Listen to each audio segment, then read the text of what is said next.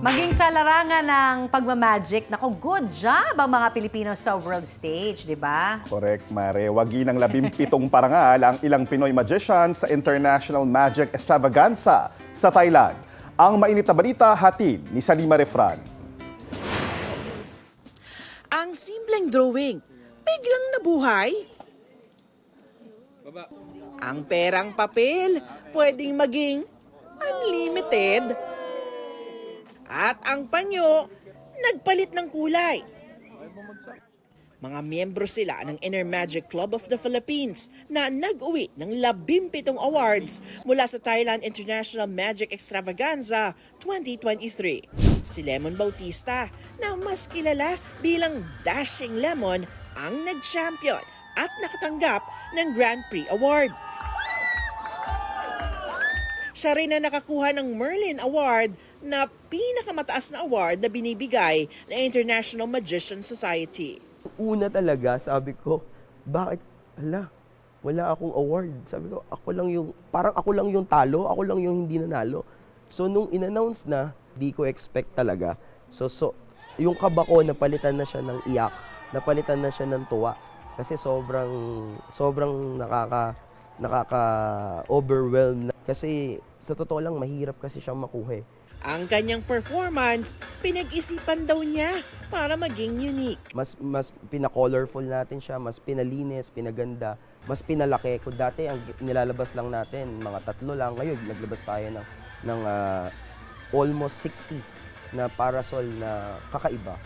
Nagpakitang gilas din ng ilang batang Pinoy.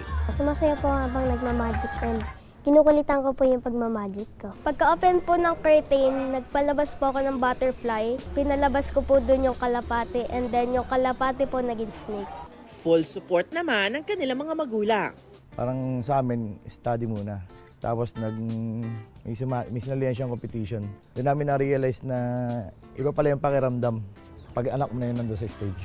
Napakalaki ng nakikita namin potential niya. Nang tinawag na si Aiden from Philippines, kinilabutan ako kasi nung nakita ko yung anak ko na hinawakan niya yung flag, tapos lumuhod siya. Si Aiden, like father, like son pala. Ang tatay niya, nag-uwi rin ng awards sa parehong kompetisyon. Para sa Inner Magic Club of the Philippines, mahalaga ang panalo nila sa international stage. Ang mga talent natin locally ay minsan hindi napapansin. Ang mga Philippine magicians po ay very talented pagdating din sa mga arts. I think we will be recognized as an artist na rin dito sa Pilipinas.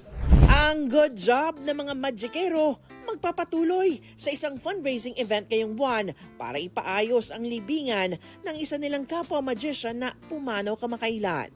Payo naman nila para sa mga aspiring magician, Do not give up po. Tuloy lang po na tuloy. Pag lumalaro ka sa isang competition, hindi ka natatalo. Either you win or you learn. Salima Refran, nagbabalita para sa GMA Integrated News. Mga kapuso, para sa mga maiinit na balita, mag-subscribe sa GMA Integrated News sa YouTube.